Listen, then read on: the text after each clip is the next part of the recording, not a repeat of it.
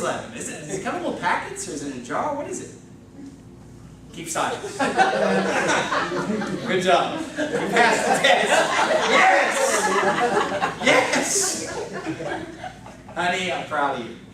This is great. But anyway, leaven. What's leaven? I don't know. Neither did Lot.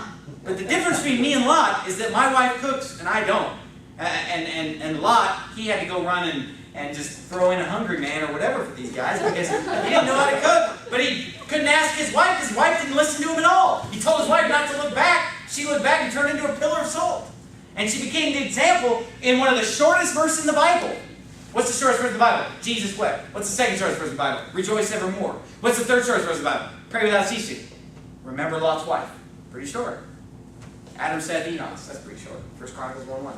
And so, hey, remember Lot's wife. She went down in history as being a byword of the wrong example. Lot's wife.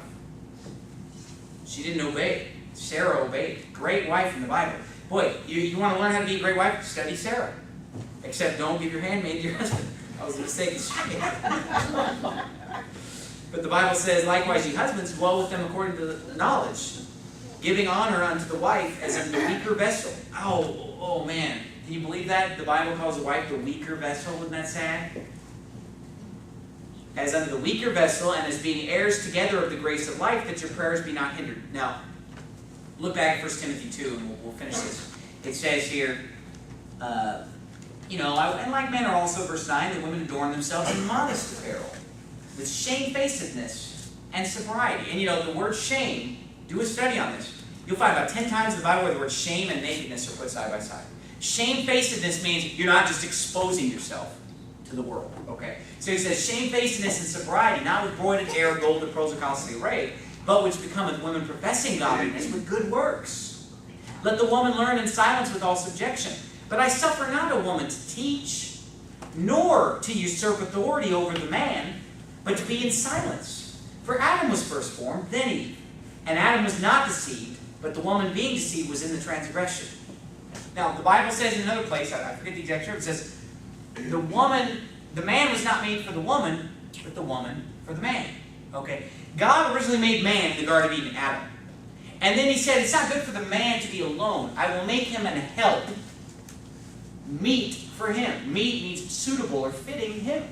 He looked around the animals, he said, none of these is the right helper or companion for Adam. And so he said, I'm going to make him a help that's meet for him. And so he created Eve for Adam. You see, women are not to, according to the Bible, just to go out and just be doing their own thing, having their own agenda. My wife, it's like my wife, what she does, good night. She's the one who decided to move to Phoenix. This church was her idea. I'm just hanging on tight. Wrong. Whose idea do you think it was to come here? Me. Whose idea was to start the church? Me. Who's the boss? Me. Oh man, I can't believe you say that. Look, somebody's got to make decisions. Right. Am I better than my wife? No. It's not the point. My wife and I have different roles. My wife has a role of being at home, raising the children, keeping the house. My role is to go out and take orders from other people, work and make the money and make the decisions. These are the roles of men and women in the Bible, and her job is to help me, not vice versa. Now, do I ever help my wife? Sure. Do I do a little laundry every once in a while? Sure. Do I ever cook anything? Occasionally. Do I help her around the house? Sure I do. But is that my purpose in life? To help my wife? That's what it's all about, folks. God put me on this earth to help my wife around the house. No. But did God put her on this earth to help me? You better know she did. You better know He did. And so he says here, Adam was first formed, then Eve. Adam was not deceived. The woman being deceived was in the transgression. You say, why is that so important? Why is God bringing that up? I mean, why is God bringing up the fact that Adam was not deceived, but the woman being deceived was in the transgression? Why bring that up? Well, the reason that we bring that up is because in Genesis chapter 3, right after Adam and Eve sinned, God passed a judgment on Eve because she was the one that deceived, that was deceived and that gave the fruit to Adam. And she said this, unto the woman he said in Genesis 3:16, I will greatly multiply thy sorrow and thy conception. In sorrow thou shalt bring forth children, and thy desire shall be to thy husband, and he shall rule over thee. That was part of the judgment of God on Eve. What was the judgment of God on Adam? The judgment of God on Adam was that the earth would bring forth thorns and briars. and that he would have to work by the sweat of his face. You see what's on my face right now? Sweat. Because I live in Arizona. And my destiny as a man is to work by the sweat of my face for the rest of my life. I mean, for the rest of my life, 6 days a week, I'm going to be out sweating and working. And what is the curse of God on women because of sin? They will live in subjection to their husband the rest of their life. And they will have sorrow and pain in childbirth. Okay, these are the curses of God on mankind. Now, it's nothing terrible. It's nothing horrible. I mean, I enjoy work. I want to go out and work. But you know what? Originally, Adam did not work by the sweat of his face and cut his fingers and work his fingers to the bone, pulling thorns and weeds. He just had a garden that grew without thorns. And it was an easy job. I don't know if anybody has an easy job that makes any kind of money, that is. I mean, you got to work hard. You got to work by the sweat of your face to make any money. And so that's men and women. This is reality. Now, this verse in 1 Timothy chapter 2 says, I suffer not a woman to teach. So, does God want women teaching the Bible? No. No. And I remember, and this is something that is not followed by Independent Baptist Church. They don't follow this rule. I mean, they will put women in positions of teaching. I went to Bible college, and guess what? I had women teachers in Bible college. And they were teaching me English, and they were teaching me speech class, and English, and all these different things. And they'd stand up, and they'd get out the Bible and give like a little sermon for 5 minutes at the beginning of every class. They'd open the Bible, they'd turn to a verse, and they would preach. And one time, because this is how obnoxious I am, one time I was sitting in class, and this woman teacher is standing up, and she's giving this little thoughts from the Bible. It's just like a little devotion.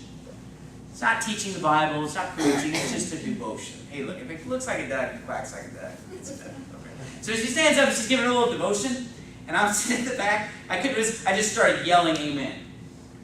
I was like, amen, that's good, come on, preach! And she didn't like that at all.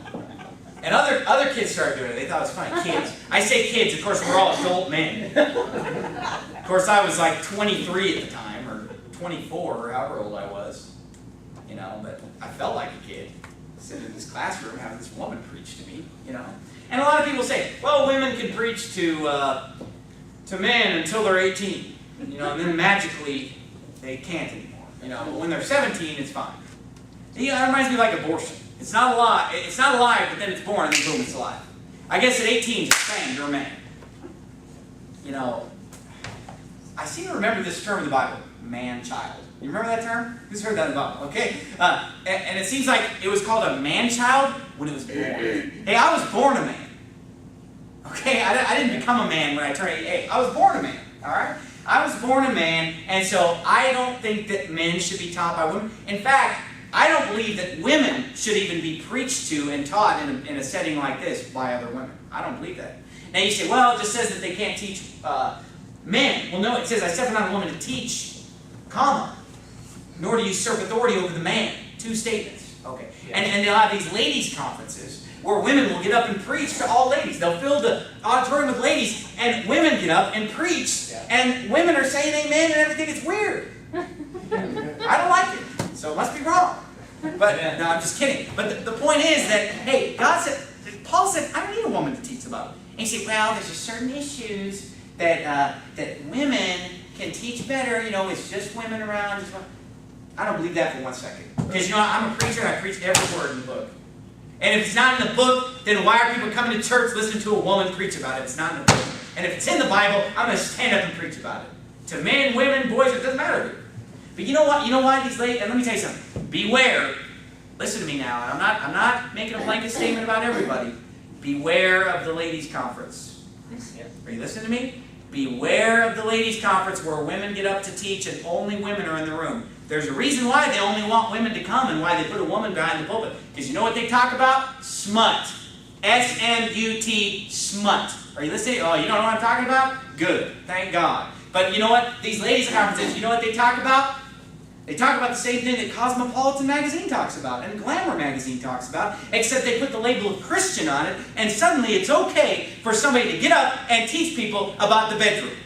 I'm sorry, my friend, but it is not right for, I don't care if people are married or unmarried, it is not right for people to talk about what goes on in their bedroom, outside of their bedroom. Somebody say amen. Amen.